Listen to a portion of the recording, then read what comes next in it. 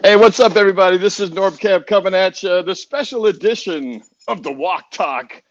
I've got a special guest here with me, my good friend, and you know him as 80s Broncos fan, the one and only Mike Lorrain. What's up, man? How Today you you doing? can today you can call me a bundled up man. As I am as well. Oh man, what is this? Oh, my recycling bin's got all messed up. Must have been the wind last night. What is this crap? Look at this. Look at this. The wind knocking over this junk in front of my house. Jeez. It's pretty windy out here.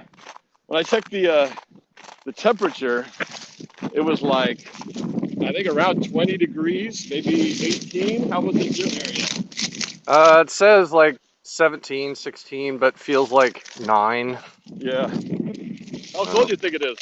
1. Kudos to you guys who know that quote from what movie that is. Sorry, I got to pick up this junk that's floating around in the front of my yard here.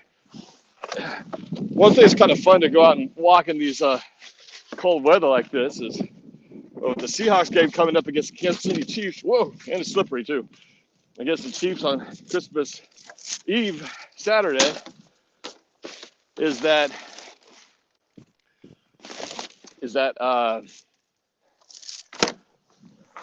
jeez, it's really slick out here. This is kind of how cold it's going to be. The apparent weather at kickoff is going to be around 15 degrees, but with a wind chill factor of, just to make it below, like negative. So it's going to be a fun game to watch. No snow, but I love these cold weather games just to see how miserable the suffering can get for the players. Since I don't have to be in it. What's the coldest game you've ever played, Mike? I know you played football back in high school. You ever had to play in a game really cold? Yeah, we had some cold games. I remember Ellensburg. When we went to Ellensburg, it was really, really cold because the wind comes right down from Snoqualmie Pass into the Ellensburg Valley, and we were warming up, and I just remember we were all commenting that the grass felt warmer than the air. Yeah, it's pretty cold. Yeah, we never had it. It never quite got that cold here in this side of the mountains. In that it was only, season only ran till like November, I think, and by then it usually didn't get that cold. So we never got to the enjoyment of playing in any snow games, really. But you ever played a snow game? Never did. Never did.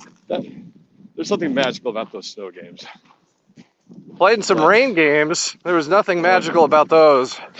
Yeah, for sure. But yep. So the football season's coming up here, and I know, Mike, you're not a hardcore, diehard football fanatic, but everybody knows about how the season has gone in regards to Russell Wilson and your former team that you used to love, the Broncos. So I'm just curious, what are your thoughts from a former 80s Broncos fan standpoint of seeing how things have gone for Russell Wilson and the Broncos this year? It may sound odd to say this being an 80s Broncos fan, but let me just say I'm an 80s Broncos fan. So I liked Denver in the 80s when John Elway was quarterback, and they had the really cool D helmet logo. They were orange, blue, the Orange Crush. That's not what the Broncos are today. They have a different logo. They're just not the same. When they changed the logo, that's when I lost interest, because that logo was my childhood.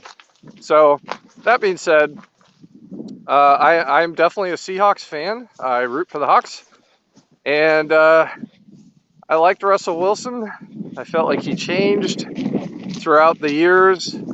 I've said to Norb many times, I think it was Sierra, he was a different guy when he lived in Bellevue with his first wife, and of course he's trying to prove himself, and it was a different guy. He scrambled like crazy. It was fun to watch.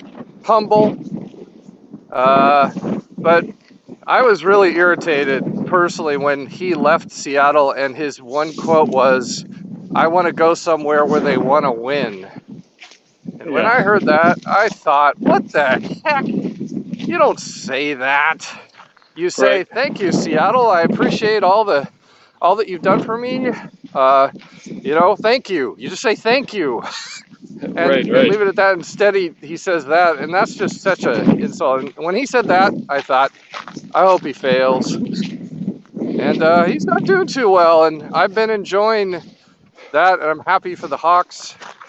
And I'm glad, because when he did that, I just thought, forget you. That's what you're going to say to the team that made you what you are? The city that made you what you are? Forget it. So there you go. Well, I think you share a lot of common sentiments with a lot of Seahawks fans out there, which is why when he came back here, he wasn't received with quite the warm welcome that I think he might have expected he was going to get. Yeah. This wind is not welcoming either. As I said yesterday walking, it wasn't quite this windy. The only thing that's really cold, fingertips a little cold. Somehow I lost one of my hand warmers, but my face is what got it's the harsh cold. Reminds me of when we did our Puget Sound energy shoot earlier this year. Had a snorkel in the creek to look at fish, and that water was fresh off of the mountains. We're in a dry suit, so bodies were fine, but your face, even though you have a mask on, the face is the only thing exposed. It reminds me a lot of that, where it's just like searing cold. You can say that. Yep. Biting into Like the face. like 1,000 knives. Yep. 1,000 knives stabbing your body all at the same time. I joke with my kids after I showed them Titanic for the first time. That's from Titanic, by the way, when Jack is talking about what it feels like to fall into freezing cold water. And I told my kids back when we watched Titanic. Titanic was huge. Most of you guys watching probably weren't alive when Titanic was a thing, because you'd have to be our age to have seen it. For those of you who remember, Titanic was an epic, just like amazing, groundbreaking film. And we watched it. How many times did we watch it in the theater? A few times, several times. A few times. And but it was a phenomenon. The soundtrack, the Celine Dion song was on the radio constantly, and there was this phenomenon of girls, teenage girls who were watching the movie, like 14, 15, 16-year-olds, and they would have crying parties. Do you remember that, Mike, the crying parties? Oh, yeah. Yep. So the girls would listen to the soundtrack. I think they didn't have the movie yet, but they would just listen to the music from the movie and remember the movie, and they'd have, they'd be crying and reliving moments throughout the film. And I gotta admit, I got pretty emotional too at the end when Jack, I'll never let go, Jack. Push and then let him go. As she's saying, I'll never let go, she lets him go. But and there was plenty of room on that board, by the way. And many people have argued about that. But I told my kids after the movie, I didn't do crying parties, but I did take what I call Titanic showers every once in a while. And I would take a shower with the water completely cold. And I tried to imagine that this must have been what it was like to be floating around in the North Atlantic after falling into the ocean off the Titanic and being freezing. That's deep. It's deep, and it's not even close to what it probably felt like. But it was fun to pretend. Well, that's why I like doing this, because this is like, hey, this is no Titanic shower. This is a Seahawks Chiefs shower, so to speak. Try to imagine what it's going to be like with those guys playing with their hands freezing out in the cold, and some guys are going to try to be tough and not wear sleeves. And man, I just can't imagine. My fingertips are already getting cold. It is cold because I usually don't wear gloves when I walk, and I'm wearing them, and it's like it's cutting right through them. I'm holding my phone with one hand, and I've got my other hand. Whoa! You all right? Jeez. Yeah. Slip on the ice? That was a big slip. Oh, man, dude. It's bad. That was close. Well, you saw me. I slipped a little bit too earlier, just in front of my house. Jeez. That was bad. It is. You all right? It is really treacherous. Yeah, I'm okay. I didn't fall, but with one hand in my pocket, it doesn't help. Right. Here I'm talking about putting my hand in my pocket, and I'm thinking to myself, If I slip. I don't have it out. But it is the road is just like an ice cube. Yeah. It's Hey, Mike, are you able to see the comments? not too many I can't see cars. them. Did you see the comments No, of the I don't thread? see any. I can Nope. get to them, but I have to click to them, and then hopefully it doesn't affect my screen. So if you click on comments at the bottom, you can't. They are there, but they're not there while the screen is on our faces. So there are a few comments, and I just acknowledge those who are hanging out here today. Star Wars 123. That's AKA Coach Mesh. Wants to know where Mike lives. Well, his address is 33. Just kidding. Mike lives probably 45 minutes north of me in the city of Sammamish, Washington. Yeah. Just a second, I gotta blow my nose. I know, Mike got to do the same thing. I was doing cowboy blows yesterday. People were loving it, except I didn't put it on the screen. Carlitos, what's up? Blizzard Peak, Drunk Squidward. Yeah, Geno Smith is in the Pro Bowl. I guess I got to acknowledge that. I haven't talked about that yet. Actually, a lot happened yesterday. Akshay Singh, welcome. Dio Brando. Whoa, they're supposed to get 30 to 50 mile an hour winds in Wisconsin, negative temperatures. We went to Wisconsin this summer, luckily during the time when it was nice and toasty, and I enjoyed it to do a production shoot for one of our clients out there. Well, Apollonia. tonight. What's up? Yeah. Tonight they're forecasting freezing rain, which is really bad. That's right. It's because it freezes on tree branches and then they take on power lines. So staying tonight, they're feeling cold. You're breaking up a little bit, Mike. Oh, you're probably going through a dead spot. Yeah, I'm in that spot. There's always a spot. I'm in the same spot every time. Yeah. Same spot.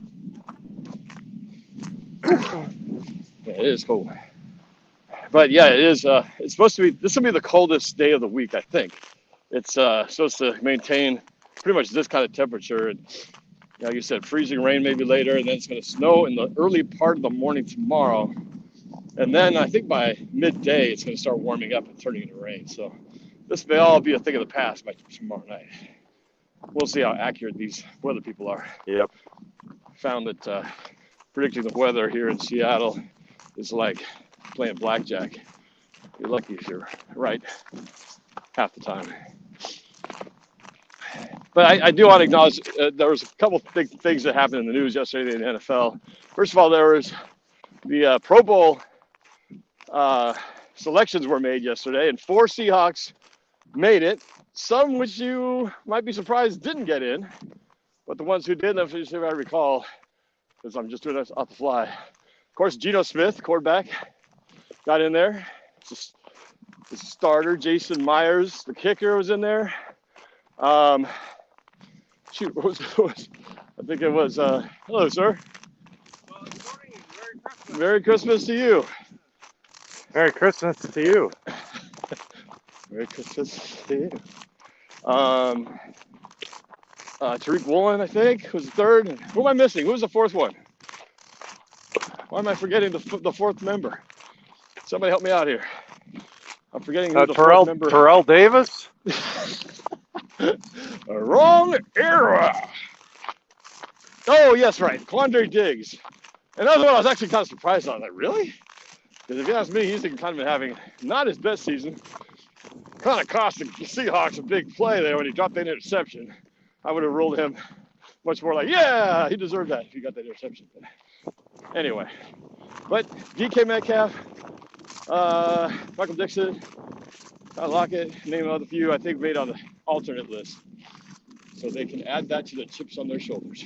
Nice thing about Geno, though. Geno, for making the Pro Bowl and throwing more than 20 touchdowns in the season, he had an incentive in his contract If he accomplishes those two things, he gets an extra 500 G's. So Geno Smith is an extra $500,000 richer today because he made the Pro Bowl and he threw 20 plus interceptions. Good for him.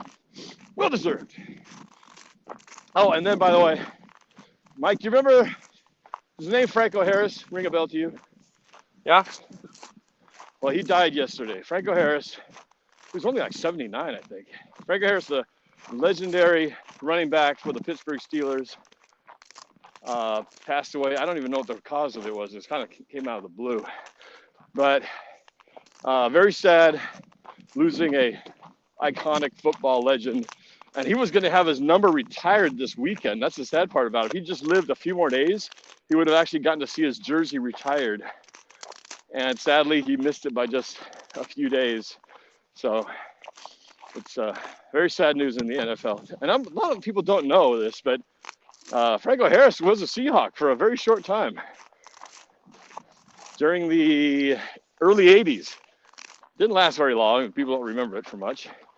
Kind of like how Jerry Rice was a Seahawk for a very, very short blip. Just passing through, ships passing in the night. But, yep, losing a legend like Franco Harris. I remember, for me, getting into football, he was one of those names I learned very quickly because I started watching football about 1979. I think that was 4th or 5th grade. And I didn't even know about the Seahawks. I didn't know about anything yet. My dad was into it, and we ended up watching the Super Bowl. And I remember the Dallas Cowboys and the Steelers, they were kind of arch rivals. They seemed to always beat in the Super Bowl. And I just remember I started watching the Cowboys because they had a quarterback by the name of Roger Staubach. Reminded me of Starbuck from Battlestar Galactica. So I thought, that's cool. I think I'll root for this team. But they played the Steelers in the Super Bowl. And I remember Franco Harris was their running back. And I quickly got to know a lot of those names on the Steelers just because they were going against the team I was rooting for at the time. I remember the steel curtain of the Steelers. You had Terry Bradshaw, Franco Harris, Rocky Blyer, Lynn Swann, John Stallworth, what did I say? Jack Ham, Jack Lambert on the defense. I mean, that was a pretty epic team. Back before they had salary caps. Back when you could just keep signing the same guys on and just keep them around for a long time. So they dominated for most of the 70s. So anyway, good childhood memories. But rest in peace, Franco Harris. And Game Bomber GB2 mentions that Ronnie Hillman passed away as well. It is one of those things where as we get older, it's weird for us to think of us as being old because I don't think of myself as old, but then we start having all these aches and pains and going to the doctor for this and that, and so you realize, oh, I am kind of old. But these we see more and more every year, more celebrities, athletes, etc.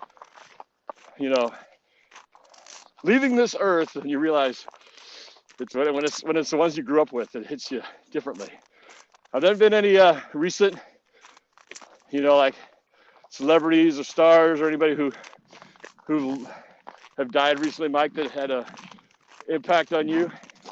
Well, not so much impact, but I have a story to share at some point, and it's related to one of the actors from Die Hard just died. The guy, the quarterback is host. Quarterback is host character. He died. It's funny. I know the character. I know the movie well, Die Hard, but I don't know his name. His name is the actor's name. His name is Theo. Oh, his character name is Theo. I have no idea who the actor is. I think it's Devorah White. Is that right? I can't remember. Anyway. Yeah. Theo has some fill in the blanks questions for you. I told you. Yeah. But yeah, I remember that because he was one of the younger ones in that bunch. He was kind of like the kid on the team. He was the hacker. Terrorist. He was the hacker. Yep, the hacker guy. Die Hard set up so many of the stereotypes which still get used today now when it comes to any kind of spy/terrorist type movies. From Mission Impossible to Bourne series. Some of that follows the blueprint of Die Hard so much. Still love that movie. It was surprising. Yesterday, I was looking at a video post, and it was during the Seahawks practice, and they have these video boards that the players walk by, and oftentimes they'll ask like a random question or something, and then they'll just shout it out to the camera, and then they'll splice together all the different responses. So one of the questions was, is Die Hard a Christmas movie? We've heard this question asked many times. And to my surprise, I'd say more than half the guys didn't even know what Die Hard was. Now, of course, these guys are like 20-something, right? Most of them are youngsters, kind of like the people watching this right now. And a lot of them was like, I don't know what Die Hard is, never seen it. And then a few would pipe in and say, yeah, it's a Christmas movie, or no, it's not a Christmas movie. But it just still surprises me. And I told you about the story how I tried to get my kids to watch Die Hard a few years ago, and I probably should have waited. Maybe I did it too soon. But they didn't even get to the action part. But this was already like, this is boring. And it was all the lead up, right? All the Christmas party and the banter between the wife and Bruce Willis and the terrorists kind of getting set up. And we never got to the first machine gun fired. Already tuned out. Unsubscribe. My kids, especially Vanessa, is the heart act. Now, I'm sure you're all aware of this, Mike, not that it matters to you because you have resources, but Top Gun Maverick releases today on Paramount Plus if you have the streaming app. And none of my family has seen it. My parents haven't seen it. My kids haven't seen it. My wife hasn't seen it. They're one of the few, because I think everybody on this planet saw this movie. I saw it in the theater with you guys, with you and Rob and a bunch of our buddies. And we loved it. It was an opening week. Because I remember they even had Navy recruiters out in the lobby to try to talk at you afterwards. It's like, that was great. Hey, soldier, would you like to learn how to fly one of those aircraft? Yes, sir. Just tell me where to sign up, sir. I want to be like Maverick, sir. I'm sure it did a lot for recruiting for the Navy. It did in the 80s. But it did in the 80s, and I'm sure it did this year, too. But so I'm going to try to get them to watch. We're going to try to watch it together. And actually, I'm not going to try. We're going to watch it on Saturday. The girls just don't know it yet. But Vanessa's funny that way. She's like, you know what I don't like the most is war movies. Because all they do is they shoot at each other, things blow up. It's the same thing all the time. And to a certain degree, she's right. There is a certain amount of repetition where guns fired, bombs exploding, rockets sizzling through the air. But yeah, we'll see. I'm going to try to get to it. All I know is that this will be a movie that'd be worth watching on our big TV with the sound cranked up. So I assume your whole family saw Top Gun, right? Yeah. Yeah, we all went to saw it in the theater. And how did they all like it? They all liked it. Yeah. Yeah, I watched the original Top Gun with my youngest Kyle, so he had seen it before we went, and yeah, everybody enjoyed it. Brett has this when Brett, my 16-year-old, and I watch a movie, he likes to imitate Vanessa whenever the Film Grain logo comes up. Film Grain logo comes up, Brett goes, "Oh, I'm out, I'm leaving." Yeah, she calls it, is this a back then movie? It's got that look. It was grainy and lots of hair and dust on the print. You know it's a back then movie. But Maverick is not a back then movie, so we'll see. We'll see how it goes. But it's a war movie. Well, it is, but it's not entirely a war. It's not like the entire movie is a combat scene, right? I mean, there's plenty of movies like that where the whole show takes place on the battlefield and it's soldiers and armies going at each other. And, you know, at least in this story, you know, there is some love interest, because there's a lot of war movies where there's really no female characters at all, right? It's just all dudes going at it. So here's the real question. When you all sit down to watch the movie, are you going to take away your phone before the movie starts? It's like I'm going to take away the snot in my cowboy blow.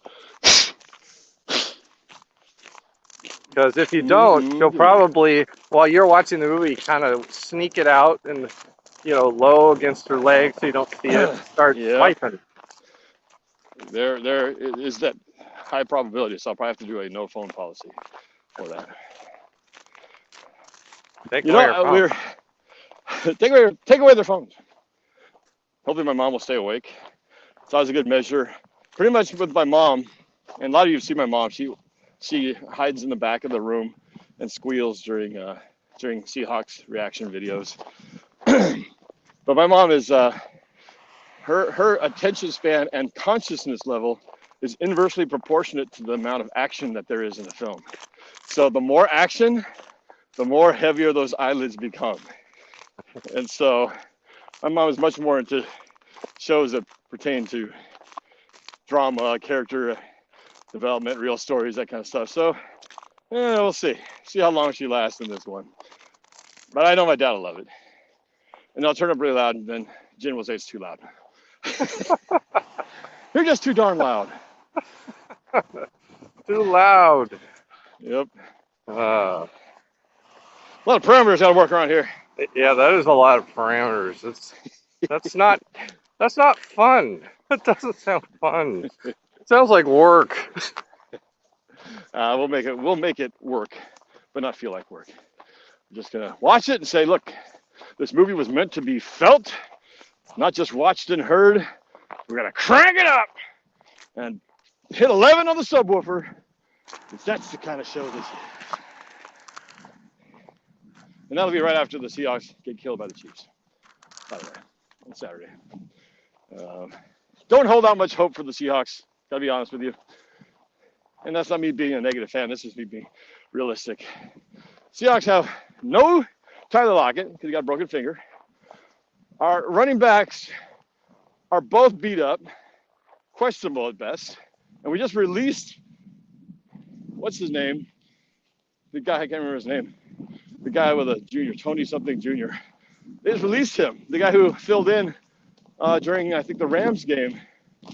They released him. I didn't get that. But they moved up a defensive tackle because they're also hurting a defensive tackle. An area of the line which was already bad when they were healthy, and now they're unhealthy. So we're like put together like spit and duct tape. And then we're going into the hornet's nest, that is Arrowhead Stadium, in sub-degree weather that we're not used to playing in, that the Chiefs are. This is a recipe for disaster, folks. It might be a bloodbath as red as the Chiefs' uniforms. I have one good story to share. You ready for it? All right. My expectations are high. It does involve movies, so anybody who doesn't like movies like Vanessa might have to click off. But all right. So this story has it ends with a question for you, but there's kind of layers to it. So you can interrupt me when you want. I'll just keep going after you make your comments on my story. So it starts with you and Rob and I saw the movie Violent Night about 2 weeks ago, and we thought it was pretty bad. They're very much a die-hard ripoff. I thought it was going to be a horror movie. It's not a horror movie. It's an action thriller with violence, but pretty bad movie. And so Brett and one of his friends decided to go see it last night, and his friend's parents were going to drive him there. And I told them, I said, it's not very good. I said, have fun making fun of it. And I see where this is going. But they went, and they couldn't get in because they're 16. And apparently the guy ID'd. That's not where I thought this was going. Guy ID'd him. Oh my goodness. So that's right. It was 17. I think it's so funny that they still do that. I mean, because any age kid can watch anything on YouTube now. I mean, there's no ID check for YouTube. I mean, well, yeah. So I don't know. It just seems like going to the movies, being checked for ID for a radar movie, just seems kind of, I don't know, just seems old. It seems back then. That is something I've not heard in a long time. Yeah. Somebody getting carded at the movie theater and getting kicked out. You hear about getting Yeah. carded to get, alcohol, but to not go into a rated R movie, that's pretty funny. Yeah. Pretty sad too. So they didn't get to see Wow. it. So Brett came home and I said, hey, how about we watch Die Hard tonight? You know, we were going to try to do that because it's a Christmas movie and it's Christmas time. And so Brett's seen Die Hard many times with me, but he's always down. So we watched it again. And here's my comment for you, Norb, is I've seen Die Hard 100 times. I know that Right. movie like the back of my hand. But I had a realization last night Oh. is that there's quite a bit of German speaking in that movie. And to this day, I do not know what they're saying. We always make fun of the Schnell, Schnell, Right. but there's a lot of German, and I thought, I never watch movies with subtitles. I know you do, but I found myself wondering if you watch it with English subtitles, do they translate to German? I don't know. That's a good question.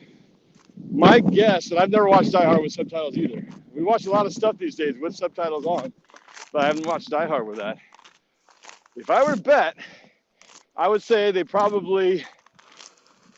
only usually translate stuff if they assume the English speaker will hear and understand it. So if it's something that was not meant for an English speaking audience to not understand, they're probably not translating it either. So I would guess they would just say something like in German, and then they would just say their stuff, but not actually put the translation on there. That would be my guess. It would be interesting to find out what they're saying. Something I don't Oh, yeah. know. Well, and I've told you before, I never watched stuff with subtitles before. But then after I married Jen, she watched it a lot, like all the time, and I kind of just adopted that. I just got used to it. I had to get used to it, and I got used to doing it, and I actually enjoy it because even in English-speaking movies, especially ones where they have heavy accents, you suddenly realize there's stuff that you didn't really know they said, and you go, oh my God, is that what he said? I had no idea. That actually happened with one of the Titanic showings that we did when we were trying to find another show to see it for like a fifth or sixth time. Nothing was available except closed captioning. And we're like, oh, well, I guess we'll have to just watch it with subtitles. And then there was a couple scenes, particularly the two guys in the iceberg crow's nest, looking out for icebergs, and they're bickering at each other about why they didn't see it. And somebody said, I think one of them said, "Smell ice, can you?" And at the time it was just one of the things, I don't know what the hell he said, it just went by me. And then I realized, just smell ice, can you? I was like, oh, that's what he's saying. So I thought that was pretty cool. I don't know. Yeah, I knew he was saying that without the subtitles. Well, you're smarter than me then, because I didn't know. Dio Brando with a super chat says, who will do the Little Caesars commercials? Stafford or Baker, hoping for a Christmas miracle in Kansas City. I hope we don't go out with a whimper. Ugh. I hope we don't go out with a whimper too, but the 49ers game, I did think we were going to get killed, and we were hanging in there in the first half, and that surprised me. So until right before half, things all fell apart. But up to that point, we were actually hanging in there 7-3. So, and the Chiefs played the Texans last week, and they almost lost to the worst team in football, who only has one win. Granted, that was in Houston. They're probably looking past these guys, but went to overtime and everything, and they barely won by 6. So, if the freaking Texans can do it, why not the Seahawks, right? So, any given Sunday. But still, I know this team too well. I just don't see it happening because I know all their weaknesses. And I think Kansas City's going to exploit all those. But we might get lucky. A turnover here, a weird bounce there, a fumble here. Somebody breaks a bone somewhere or twists something, and all of a sudden somebody's out. Maybe that'll equalize the playing field. But at this point, I said it before the season started. I'm saying even more now that I don't see Seattle winning this game. I hope I'm wrong.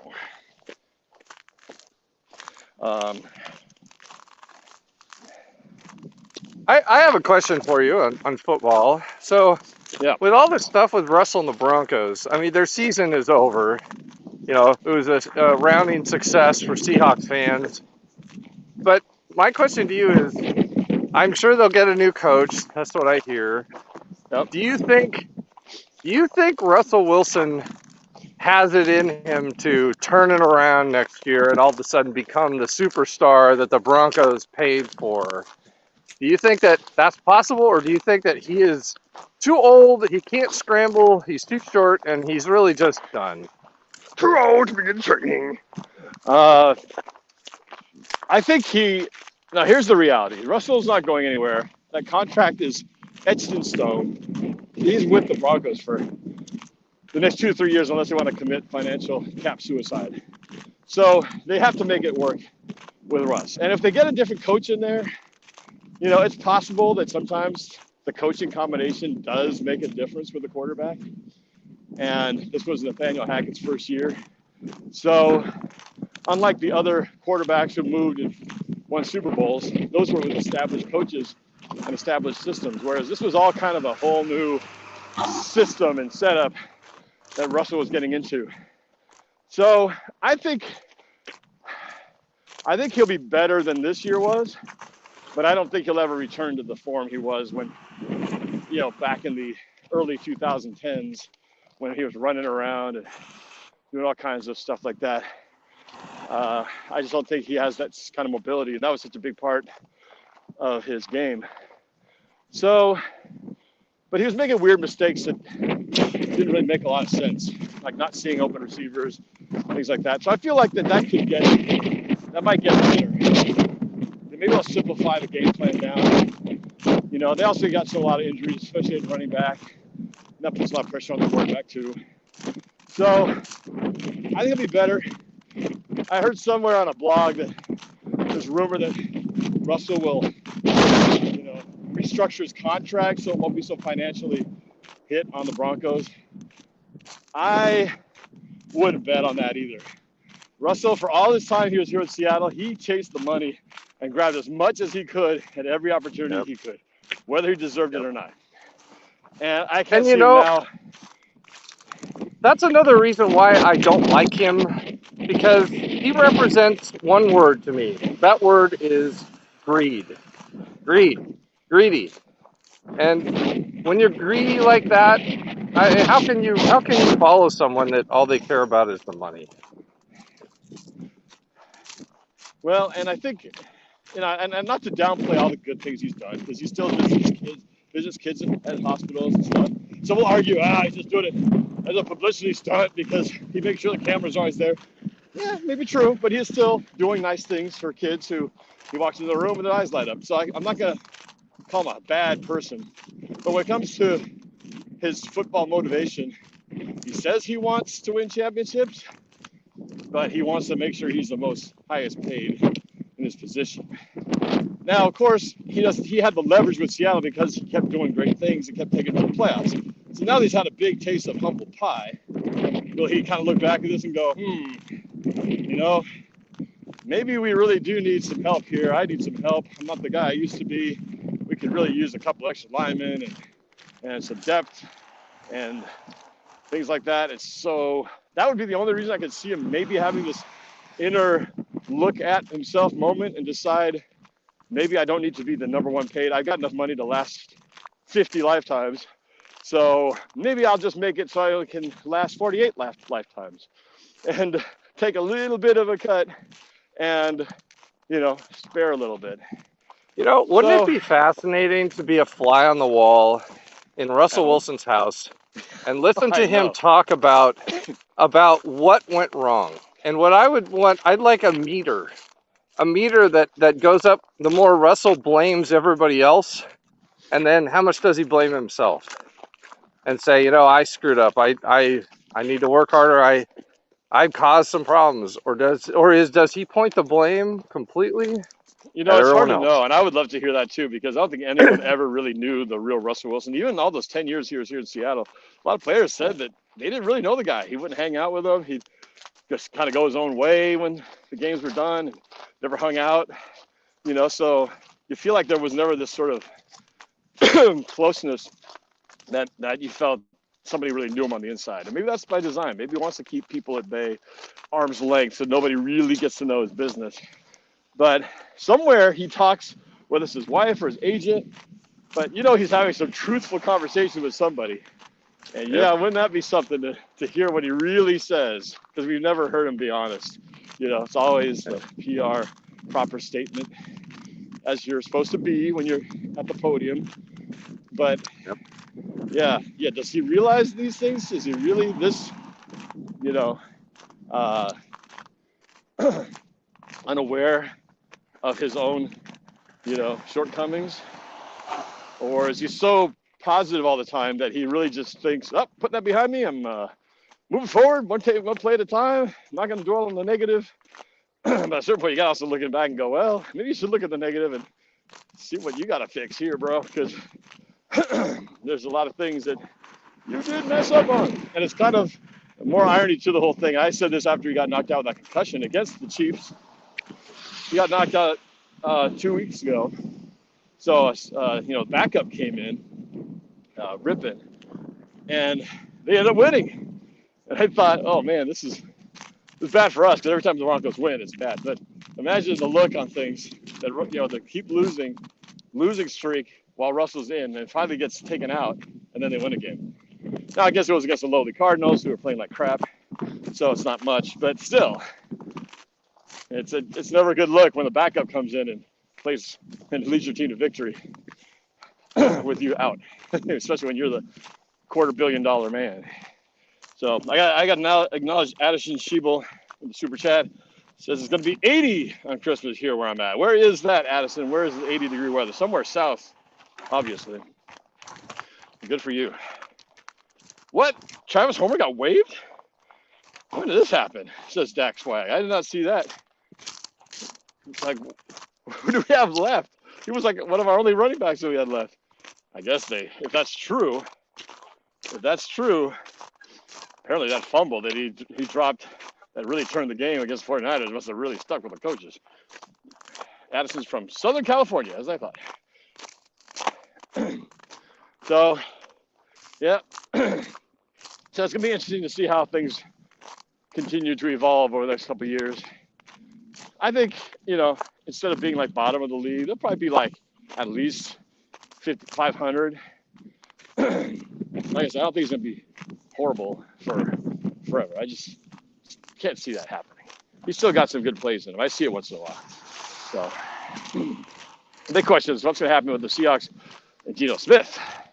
Are they going to go draft, you know, defense and try to lock in Geno to at least a medium-term or long-term contract?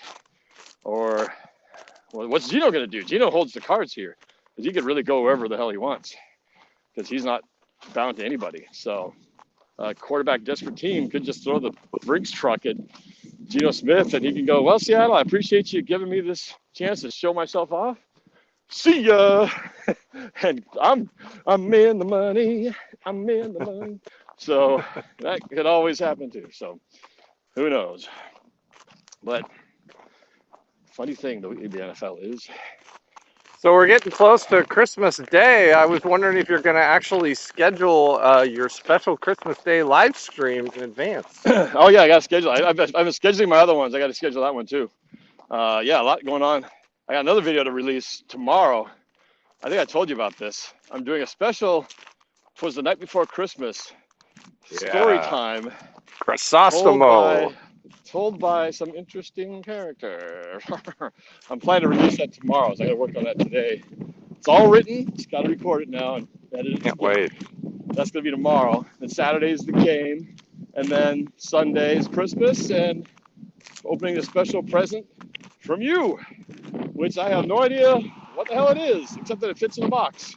And it doesn't make a lot of noise when I shake it. So I have been instructed specifically by Mike to do a live, not pre-recorded video opening this particular present, which the only words he's given me any kind of hint to is that it's customized, meaning there's no other one like it in the world.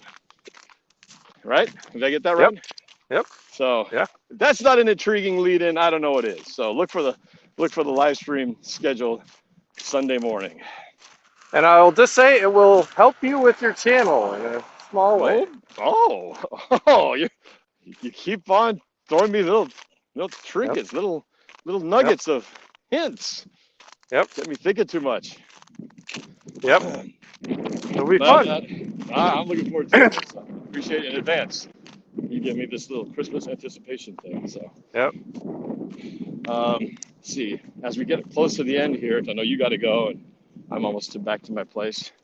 What else? Let's see. Favorite Christmas movies? I'll put you on the spot. Favorite Christmas movies.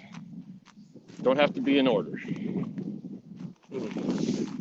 I would say, well, right away, National Lampoon's Christmas Vacation. One of my favorites. Christmas Story. Love that movie. Great movie. Polar Express. Mm-hmm. The Grinch. How the Grinch Stole Christmas. The one with Jim Carrey. That's 4. And just to go in the back then for Vanessa, It's a Wonderful Life. Gotcha. You're not putting Die Hard on there, huh? No Die Hard. Die Hard, of course. Number 6. Die Hard. Okay. Yep. So, how about you? Well, I didn't really think of it as a Christmas movie at the time, but Die Hard, since we have all agreed now, and Chris Willis said so, that it is a Christmas movie, I have to put that number 1, just because if I had a movie to watch, I know I'd always look forward to seeing it the moment it came on. It would always be that. So it doesn't matter what time of year. It could be summer. It could be Christmas. It could be any movie can transcend any holiday and still be called a Christmas movie and be that good and set the template for all action movies to come after that. Kind of hard not to put the number 1 on the list. So that was on the top. You know, I don't know if these count because these are more like shorts, but remember all the little animated shows on TV? The Rudolph the Red-Nosed Reindeer. Oh, sure, yeah. Santa Claus coming to town, and the Grinch stole. The Grinch Stole Christmas.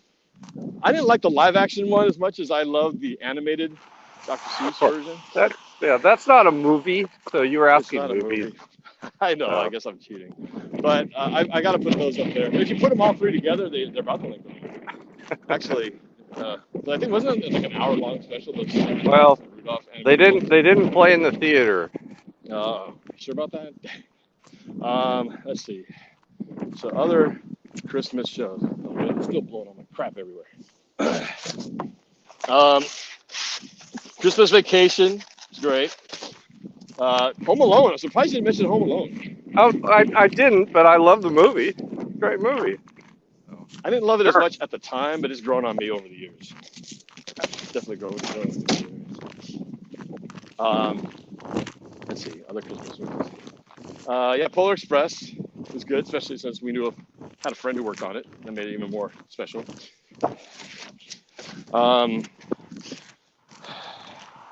Let's see.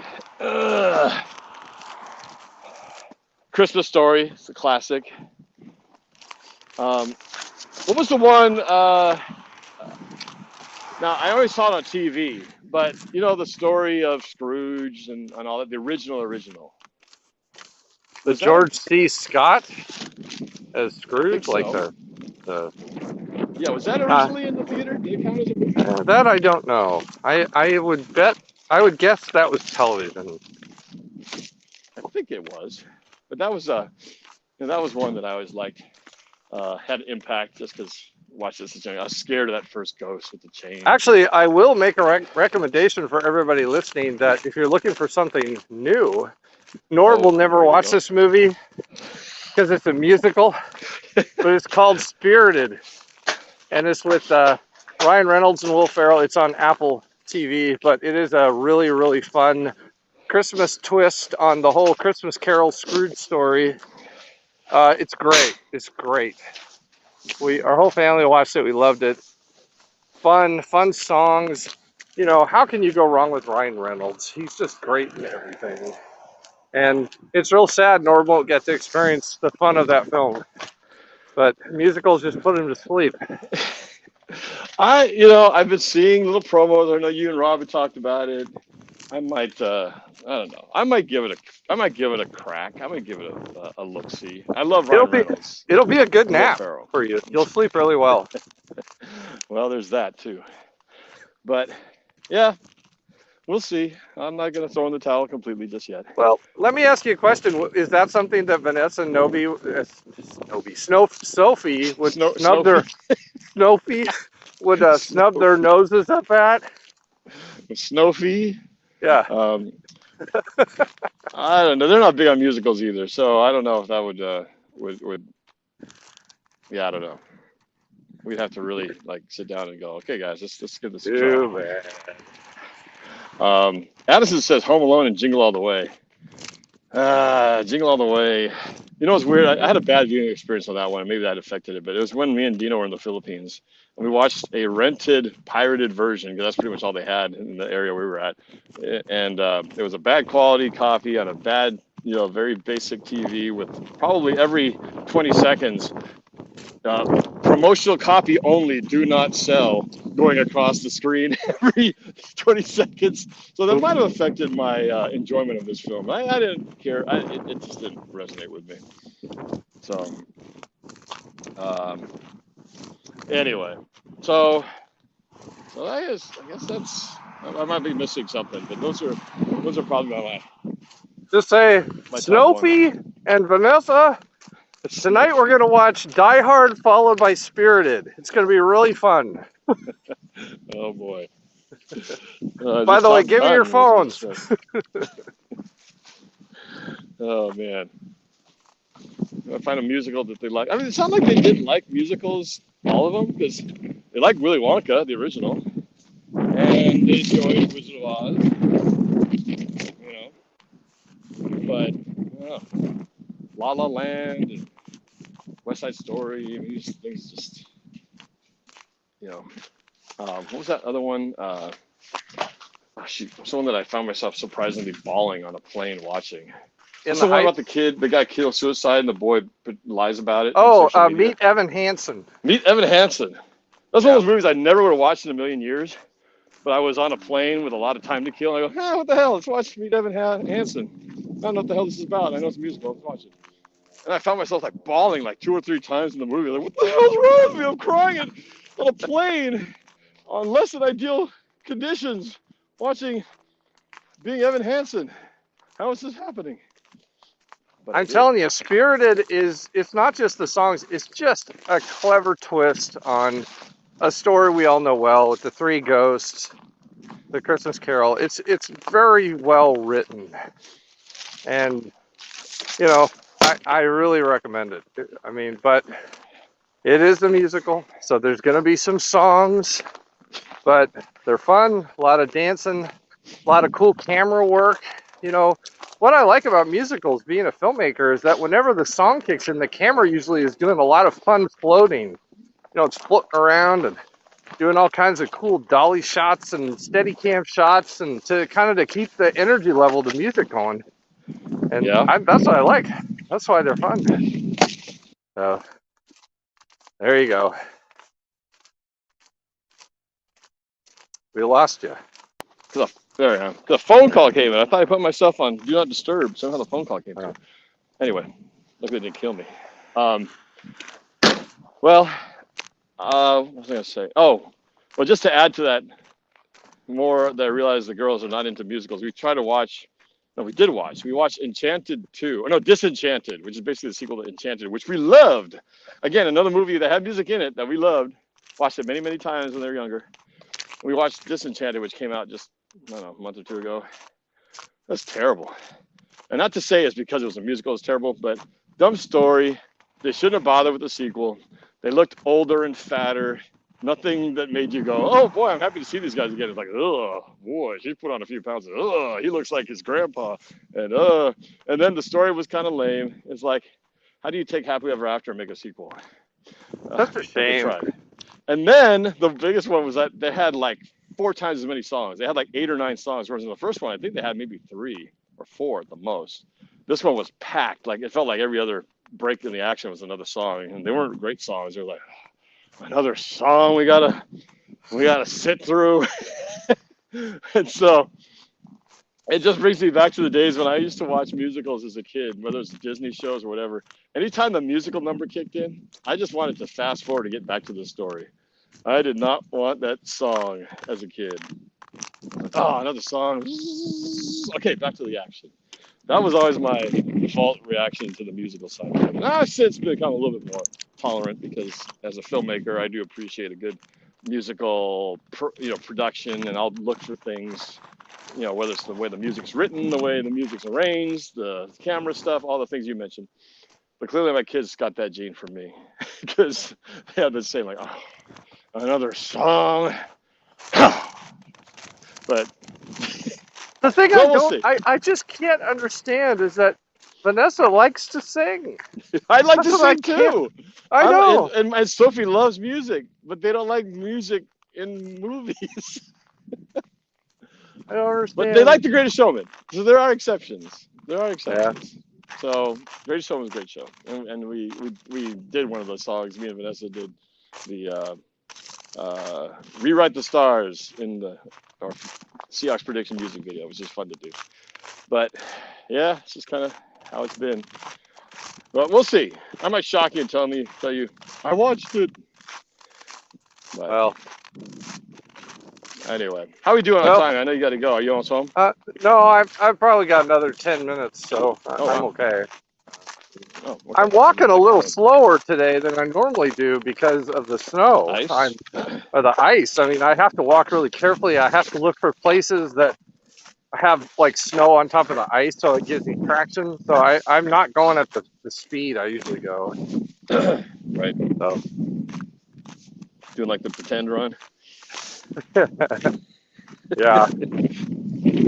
A very, very inside joke that only I think you and I know. Maybe 3 people know. Yeah, right. Yeah, oh, yes. It came back. I know exactly what you're talking about. Certain person. Yes. Very stressed out.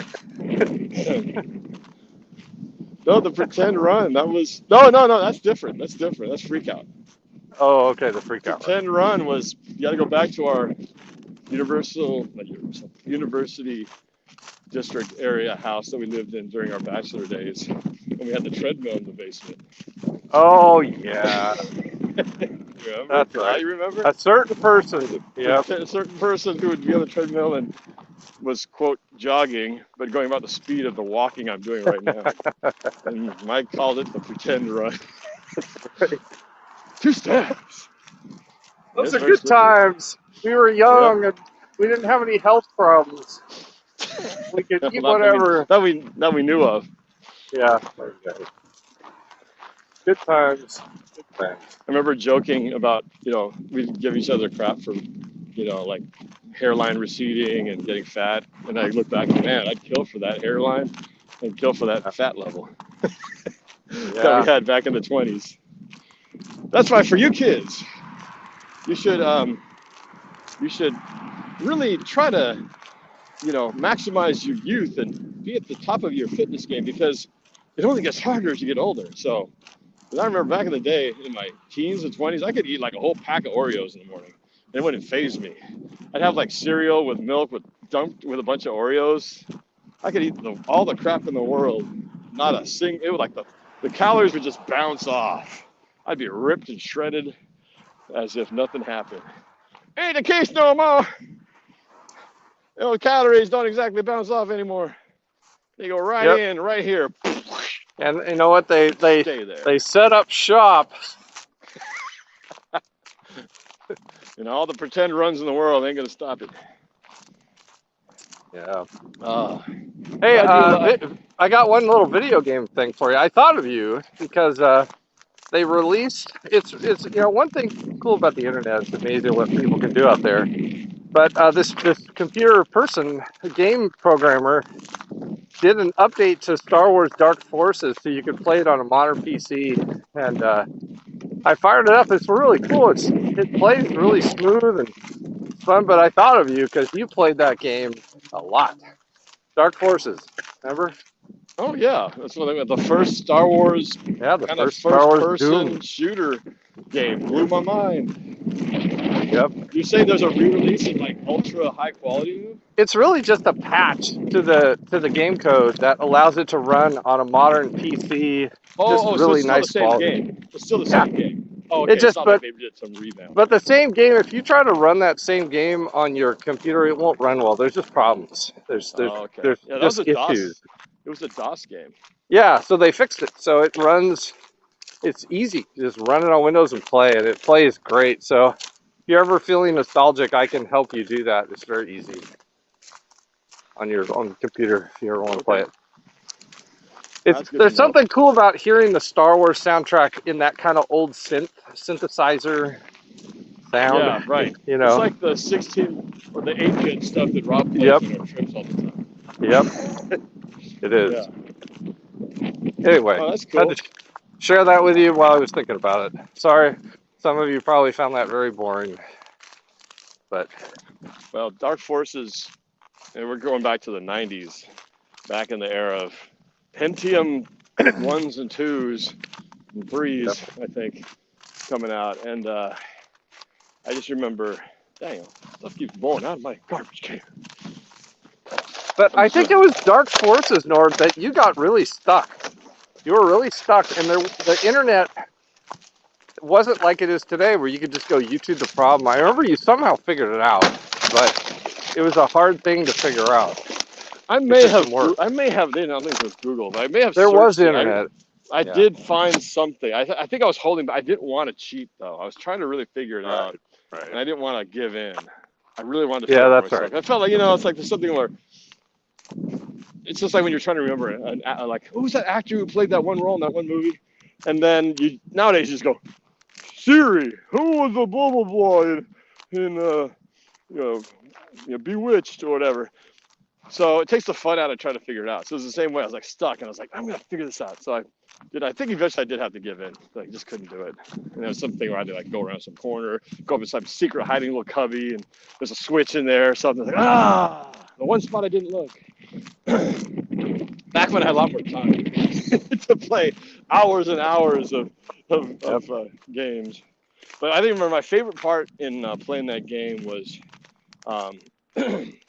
when I remember coming over I think it was a snowy landscape. That's not too different than what this is. And I went over like a cliff, a small, short little cliff, and below me was this phalanx of stormtroopers, all just standing there, like 10 or 12 of them or something, all just standing, whatever, in formation. And then you get your thermal detonator, which is basically a grenade, and just throw it in the middle of these guys and wipe them all out. And that was one of the coolest moments. I was like, oh, this is a dream come true right here. Just take out a whole bunch of stormtroopers in one shot. It was something that moment, just walking over the bluff and seeing a bunch of stormtroopers, like, oh, this is too good. Speaking of stormtroopers, I really like how you posted your best of NorbCam rivals, and I watched it, and I loved your thing with the two stormtroopers arguing, and then they start firing at each other, and they keep missing, and they're like standing in front of each other. That was really funny. Oh, and it's a joke that's been told many different ways online, but I got to put my little Seahawks twist to it. But it's true. I got the legion of my best troops down there. They all suck. Then they get killed by teddy bears with spears and stones. What the hell? What's wrong with these guys? Oh, man. That's a legion of my best troops down there doing a good job. Good job. Yeah. Oh, man. So true. That's why I'm looking forward to this reading of the Night Before Christmas tomorrow. It's gonna be something I've been wanting to do actually for like a couple of years now. I keep wanting to do it, and then Christmas comes, like, oh shit, I forgot to write it. So then I never get around to it. This year I was like, oh, I got planned for it. So I started writing it probably a couple weeks ago. So I gave myself time, and I was able to get it written the way I wanted to. I just got to shoot the sucker. That reminds me, one last thing I got to share with you, and I apologize, I can't remember the website, but my friend Keith was showing this to me. I saw my friends the other night, and it's this artificial intelligence engine that, don't think of it as Google. It's like you ask it to do things, like you can ask it to write code to do something, but you can get it to write songs for you or write dialogue. So, like, I actually tried it. I said, write me a Seahawks song about NorbCam and his love of the Seahawks. That's all I said. Really? And it started Okay. writing out this song about NorbFam, and it was rhyming. You mean music and lyrics and everything? Well, not musical notes, but just Oh, it wrote just the song. so it But wrote the lyric part of it. it wrote the lyrics, but it Really? wrote them, and it rhymed, and I was amazing. I mean, it was like Man, I true want to hear artificial this. intelligence. It was. I wish I'll you had find it handy. I'd like to hear what it said. it. Well, I mean, you can do it yourself. I'll just find the website. Some people I may know, know but I'm about sure it, that whatever iteration I do is probably going to be a little bit different. But you know, but unless it's exactly the same it outcome. it But it really was. It felt like Skynet from Terminator. You know, where you're asking it to do things and it's writing out intelligent stuff. You know, I had it write some dialogue for a script. I just said, write me some 80s dialogue of two characters talking in 80s slang about high school. And it just churned out this whole conversation that was actually pretty good. really, And wow. I was amazing. And I said, is this like pulling this from like database servers or something? It's like, no, it's an artificial intelligence engine. And I'll share it with you. Well, yeah, send me the But link. I'm very intrigued by this, just for the curiosity factor. I should yeah, share with Sophie, and so Sophie can go. Whatever. What's it called? Is it Google or something else? it's a website. It's a website where Okay. you just plug in So this stuff. write me a scholarship letter application. My But name is Sophie Kawili, and I go to Kenridge High School. but here's what's funny is I'm sitting with two programmers and we're playing with this, and of course they're trying to figure out how to break it. And so he says write me basically a letter that I want to break up with my girlfriend. How do I do it? You know, write me a letter Oh, they're trying to that get I it to can give to fail. her. They're trying to So make he it says, fail. write me a breakup letter that I can send to my girlfriend. Okay. And it come back and says, so due to the nature of this is not something that would be helpful. You know, I suggest you look into like, you know, other forms of help, or maybe it's like, Oh, so they draw oh, some lines on yeah, they things you do. can do. Yeah, Interesting. So smart enough to pretty even funny. detect what you're asking. Yeah, it is. Wow. I will find the link and I will send it to you, and it will be fun to play with. Well, It was fascinating. It's like Skynet. it is pretty wild. And I know I've seen a few other things that have done some pretty cool stuff. I think this is a couple years ago now. I think I shared with you this website where you can have a talking head. You can choose a face and a voice, and male, female. And if you just need like a plain old generic host, you just talk to the camera and say, "Hi, welcome to the automobile maintenance training session," where you don't need like a high quality actor, but you need somebody to talk.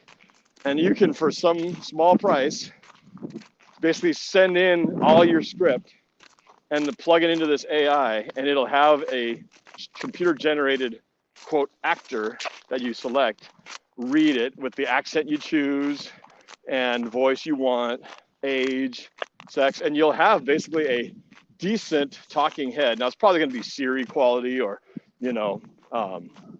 Alexa quality, where you look at it and go, yeah, it's a little robotic. But all things considered, if you just need something, I don't think it beats a real actor. But they're getting closer to the point where they're looking better and better. And I think they even have emulators now where you can even have a Morgan Freeman simulated voice and face spit out lines that you send it. I haven't actually found that yet, but I heard of it. Wow. But with all the face replication stuff that's going on and everything, there's just lots of amazing stuff going on in that whole world of AI. They're finally getting to the time where they can create artificial audio, like voices, where they can. Right, that's actually pretty decent. Yeah, that sound pretty good. Which is scary to people like us because we work in the business where talent, I do things as a talent, and then that involves recording and editing. And if you take all that away and have a computer generated person do it better than you, that's a scary thought for all us actors and performers out there. So hopefully it never comes to the point where it's that way. But you think about the people who are trying to make stuff on the cheap and go, I can't pay an actor $800 for a voice session and pay for editing and recording, and that's going to cost me $2,000. I can get this free AI, not free. I can get this low cost AI guy. I get, instead of $2,000, I can get a finished product for $200. And it's going to be, if it's not already there, getting closer and closer to that direction where, you know, pretty soon they'll make it where you can have Tom Cruise, you know, host your Future Sound Energy video. You just got to pay a licensing fee. Now, I'm sure that wouldn't be cheap, but you theoretically could. Yeah. It would probably be pretty convincing, much like Mandalorian and those shows. Well, but you know what? What it does mean is Chrysostomo may live on forever. Can't get my invitation yet, anyway, unless they want to pay me, suckers. Yeah, there's always going to be the exceptions, but yeah. Well, I'm almost Crazy home. stuff. All right, well, I got to get going myself. But hey, Yep. it was fun to chat fun. with you. And it's oh, look at people are already filling in with what it is. It's called Yandex search engine. Does that sound right? Yandex? Maybe. I don't remember that, but Well, there might be more than one. I'm sure it's not There's- like there probably is. There's probably multiples of things. yeah. Sing a Queensryche song to break up with girlfriend. Nardo says, cool to see 80s again. It was cool to see 80s Broncos fan again. And as usual, we had no idea where this conversation was going to go. We ended up talking about some very interesting things I did not even expect to be talking about. We call it random walk talk. Yeah, that's right. So we still had a little bit of football sprinkled in there for fun. Yep. All right. Well, it's good seeing you, man. You Sure we'll too. talk again, but Bye, I'm going to everybody. do that. Tune in to the videos coming up. Pretty much have one video every day going on with the next one after all that, Christmas Day, to find out what this guy, that guy, 80s Broncos fan, put together for me for Christmas. So appreciate it, man. Yeah, looking forward to it. All right. Have a good Everybody day. Have a great rest of your week. We'll see you actually today. Got a round table talk this afternoon at 4 o'clock. So hope you guys will join in. We'll see y'all later. See you, Mike. Bye. Bye.